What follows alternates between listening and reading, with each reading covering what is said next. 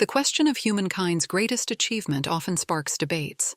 Some might mention the Age of Enlightenment, music, or the Great Pyramid of Giza.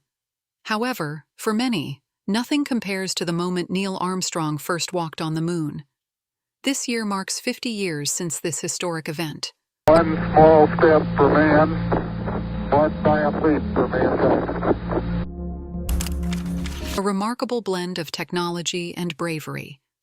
While Armstrong and Buzz Aldrin are celebrated for their moonwalk, a third astronaut, Before this decade is out, of landing a man on the moon and returning him safely to the Earth. 1, 0, all engine running.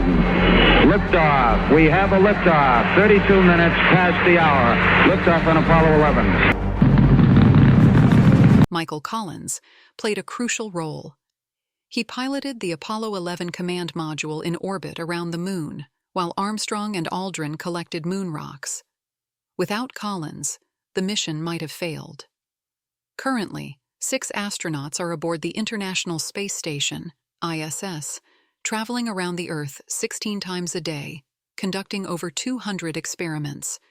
They depend on support from mission control on Earth, especially from people like Andrea Boyd, an engineer at the European Space Agency. 2, 1, 0, all engine running. We choose to go to the moon in this decade and do the other things. Not because they are easy, but because they are hard. Houston, we see you on a stereo, over. Tranquility Base here. The Eagle has landed. That's one small step for man. In Cologne, Germany.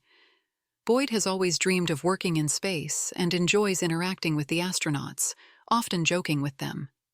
Space exploration was once considered science fiction, but now it's a reality. Armstrong and Collins flew to the moon in July 1969, a time when mobile phones, home computers, and the internet didn't exist. Armstrong's famous words, "That's one small step for man," marked the beginning of a new era. Michael Collins, now 88, has remained sharp-minded and witty. He didn't walk on the moon, but he was vital to the mission's success. He often reflects on the solitude he experienced while orbiting the moon, especially during the 47 minutes when he was on the far side, out of communication with Earth. Despite the harsh conditions, Collins felt honored to be part of such a monumental event. During the lunar landing, while Armstrong and Aldrin were collecting samples, Collins stayed in the command module, ensuring they would safely return home. He describes the view of Earth from space, which seemed tiny and beautiful, with oceans, clouds, and continents visible as mere specks. Collins acknowledges that Australia played an essential role in the mission. With its large tracking antennas, Australia helped guide the Apollo spacecraft. Collins recalls that they relied on Australia for crucial information about their position in space. One of Collins' biggest worries was the redocking of the lunar module after Armstrong and Aldrin's moonwalk. A mistake could have led to disaster, as he would have been unable to rescue them if something went wrong. Thankfully, the redocking went smoothly, and the astronauts returned safely to Earth. 8 बजे के करीब lunar module चांद पर नीचे उतरने जा रहा था। ठीक 8:10 पर एक अलार्म बजने लग जाता है। 1202 अलार्म। 1201. 1201. Roger, 1201 alarm. अब ना तो नील आर्मस्ट्रॉन्ग ना ही बज ऑल्ड्रिन जानते थे कि इस अलार्म का मतलब क्या है। वो मिशन कंट्रोल से कम्युनिकेट करके पूछते हैं कि क्या करना चाहिए। वो कहते हैं इग्नोर करो, आगे चलते रहो। We're go. Same tide. We're go. बाद में पता चलता है ये 1202 एक्चुअली में वार्निंग थी कि जो अपोलो का गाइडेंस कंप्यूटर था, कंप्यूटर का processing system. Upon landing, the 3 astronauts faced an unexpected situation. They were quarantined for 2 weeks to ensure they hadn't brought back any harmful pathogens from the moon. They were put in a sealed environment with white mice, which were their only companions during that time. The survival of the mice indicated that the astronauts were safe.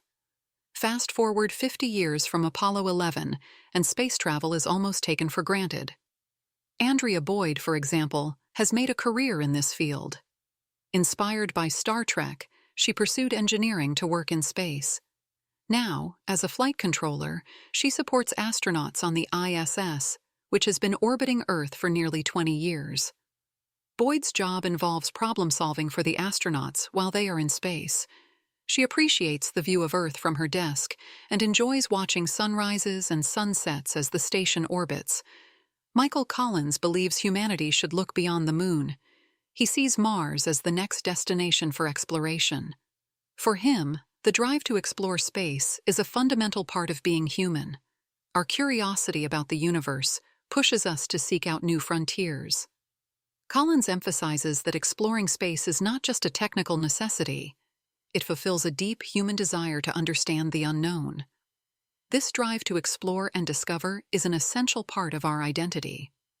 As we celebrate the achievements of Apollo 11 and the progress in space exploration over the past 50 years, it's clear that the contributions of all astronauts, especially those like Michael Collins, should not be forgotten. Their work has paved the way for future explorations and inspires new generations to look up at the stars and dream.